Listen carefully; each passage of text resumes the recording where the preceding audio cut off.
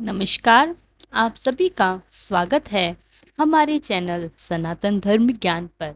आशा करते हैं कि आप और आपके परिवारजन सभी स्वस्थ होंगे और बहुत ही अच्छे होंगे। इसी कामना के साथ बढ़ते हैं आज के अद्भुत क्रमांक की ओर।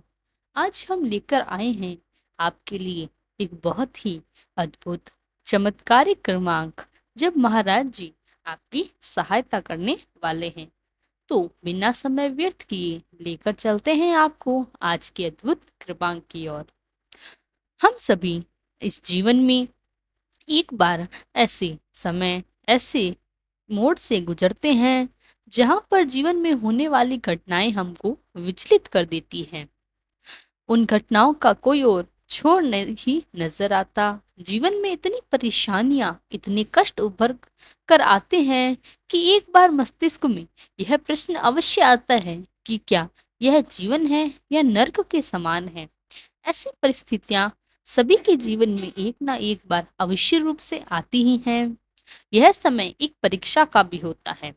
यह समय होता है एक ऐसी परीक्षा का जहां पर ईश्वर आपकी विश्वास पर, आपकी जितने भावनाएं हैं उनकी परख करता है। ऐसे गंभीर विषय में हमें क्या करना चाहिए, ऐसे गंभीर समय में हमें क्या करना चाहिए, और ऐसे कौन से चमत्कार हैं ऐसे गंभीर समय में जीवन में, उसके विषय में आपको आज जानकारी देंगे। जीवन में ऐसा विलक्षण समय जब आता है, जब समय की जो चाल है वह इतनी तेज हो जाती है कि जीवन में ऐसे होने वाली घटनाएं हमारे हृदय को तार तार कर देती है। और उसी समय हमें जितने भी निर्णय होते हैं जीवन में बहुत सोच समझ कर लेने होते हैं। तो ऐसे समय में हम स्वयं को कैसे संभालें, ऐसे समय में हमें क्या करना चाहिए, ऐसे समय में हम स्थितियों को कैसे अपने वश में कर सकते हैं, यह सब आज आपको इस क्रमांक में पता चलेगा। महाराज जी से जुड़े जितने भी अनन्य भक्त हैं, जितने भी महाराज जी के अनुयायी हैं, उनके लिए यदि जीवन में ऐसा समय आता है तो सबसे पहले आप देखते होंगे, क्योंकि यह कलयुग है, यह समय एक ऐसा दौर है जहाँ कुछ भी समय अनुसार हो सकता है। प्रत्येक व्यक्ति को जो सोच कर रखते हैं उन सभी की बहुत ही संभावनाएं होती है। जीवन की ऐसा भी घटित हो सकता है, क्योंकि हर समय ऐसा है जिसको हमारे धर्म ग्रंथ हैं उसमें भी बताया गया है कि यह एक ऐसा युग है, यह एक ऐसा समय का चक्र है जहाँ पर कुछ भी कभी भी होने की संभावना बहुत ही प्रबल है। ऐसे समय में जो अनन्य भक्त हैं महाराज जी के, सबसे पहले उन्हें एक बात का ध्यान अवश्य रखना कि संयमित होकर रहना चाहिए। संयमित होने का अर्थ है समस्याएं चाहे जितनी भी कितनी भी आए, क्योंकि वैसे तो सब कुछ आपके क्रमबद्ध अनुसार ही बढ़ता हुआ है, गुथा हुआ है, लेकिन फिर भी आपको संयमित होने की आवश्यकता है। यदि हम जीवन में संयम को खो देते हैं तो जीवन में सब कुछ खुद आपके निर्णय होते हैं। क्योंकि बुरे समय में भी जब हम कोई निर्णय लेते हैं तो अधिकतम तौर पर देखा गया है कि यह निर्णय गलत ही होता है। क्योंकि एक संयम ही एक ऐसी चीज है जो हमें कैसी भी परिस्थिति हो, हमारे जीवन में कोई भी प्रतिकूल स्थिति हो, वह संयम ही होता है जो हमें उस स्थिति से बाहर निकाल सकता है। कुछ क्षण का संयम हमारे आगे के समय को सुधार सकता है। ऐसे समय में भी महाराज जी एक चमत्कार करते हैं कि ऐसी बुरी जो घटनाएं हैं जब जीवन में आती हैं तो उसमें ऐसा चमत्कार हो सकता है। हाँ, उसमें चमत्कार यह होता है, वैसे तो कई प्रकार से आपको घटनाएं यह सिखा देगी कि यह चमत्कार ही है। पहला जो देखें ना, आपको एक ऐसी घटना मिलेगी कि जब भी आप जिनसे भी उम्मीद रखते हैं, आपकी उम्मीद पर कभी खरे नहीं उतरेंगे। जीवन में जब ऐसी कठिनाई का दौर आता है तो आपके तो बहुत करीबी परियोजन भी है, वह भी आपका साथ छोड़ देते हैं। यह सब सुनने से थोड़ी कड़वी बात अवश्य है, लेकिन बात सत्य है कि उसकी उस समय आपको सबसे पहली परख होती है आपके नजदीकियों की, उनकी जब आपका बुरा समय आपका कोई साथ नहीं दे रहा होता, सब आपको लगता है कि इस विषम परिस्थिति में हमारे साथ में सब साथ छोड़ दिया, उस समय महाराज जी आपका साथ देते हैं, आपका साथ निभाते हैं। महाराज जी आपको यह परख देते हैं कि आज इस दुख की घड़ी में, इस बुरे समय में, इस प्रतिकूल और विषम परिस्थिति में केवल महाराज जी का साथ ही एक ऐसा है जो अटल है, अदृश्य है।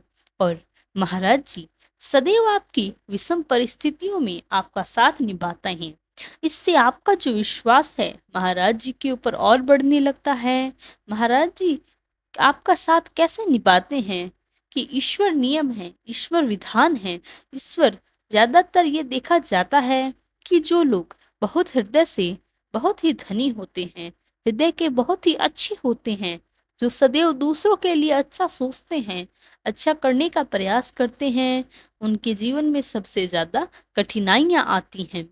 इससे इसमें यह बात है कि शायद ऐसा हो सकता है कि जो बुरे कार्य करते हैं, बुरे जो घटनाएं हैं, उनमें लिप्त रहते हैं, ऐसे जन की ईश्वर का साथ देती हैं। लेकिन उनका जो कर्म है, उनका जो कर्म बंधन है, अपने आप के कर्म अनुसार उनको फल भी मिलता है। जो अच्छे लोग होते हैं, जो अच्छे कार्य करते हैं, अच्छा सोचते हैं, दूसरों के बारे में भी उनके लिए ईश्वर बेशक उनकी जिंदगी में कष्ट जरूर देते हैं, लेकिन ऐसे लोगों का ईश्वर कभी हाथ नहीं छोड़ते। वह ईश्वर की छाया में सदैव के लिए पले रहते हैं। ये ईश्वरीय विधान है। इसी प्रकार ईश्वरीय विधान के चलते महाराज जी भी जो अपने अनन्य भक्त हैं, उनका साथ कभी नहीं छोड़ते। जीवन में कितना विश्राम, कितनी भी विषम परिस्थिति क्यों ना आ जाए, आपका मन डिगने लगे विश्वास पर, महाराज जी के ऊपर विश्वास भी, लेकिन महाराज जी कभी साथ नहीं छोड़ते। आपको इतनी अवश्य दिखाई देते हैं। परेशानियां आएंगी, लेकिन वो परेशानियां उसी तरह से, उसी तीव्रता से जीवन से ओझल भी हो जाएंगी। तो इसमें महाराज जी यह चमत्कार यह भी करते हैं कि आपको दूसरों पर विश्वास करना, और जो आपको अपनों पर कम होता है, वह महाराज जी सिखा देते हैं कि इस विषम परिस्थिति के दौर में जो सबसे महत्वपूर्ण है, बुरे समय में आपके साथ कौन खड़ा है, यह जानना बहुत ही आवश्यक है।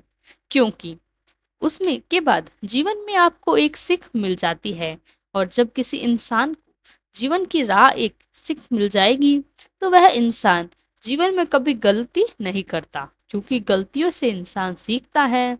और ये निश्चित है कि ईश्वर, इंसान जो है वह गलतियों का पुतला है। गलतियां अवश्य हो सकती हैं, क्योंकि कोई भी मनुष्य, चाहे इस धरती पर कोई भी प्राणी हो, वह किसी गलती के सीख ही नहीं सकता। यह एक जीवन का एक सत्य है जो हम सभी अपने जीवन में हमेशा देखते हैं और करते आए हैं। लेकिन वह इंसान सबसे महान है जो अपनी गलतियों से सीखता है। उसको इतना ज्ञात हो सकता है कि उसके साथ जीवन में कौन खड़ा है। तो महाराज जी आपका सदैव साथ निभाते हैं और सदैव निभाते रहेंगे। महाराज जी के स्वयं के वचन हैं कि जिसको भी एक बार मैं अपने सानिध्य में ले लेता हूँ, उसके साथ जन्म जन्मांतर का मेरा बंधन हो जाता है। भले ही ऐसा भक्त मुझे छोड़ दे, लेकिन मैं भक्त का हाथ कभी नहीं छोड़ता।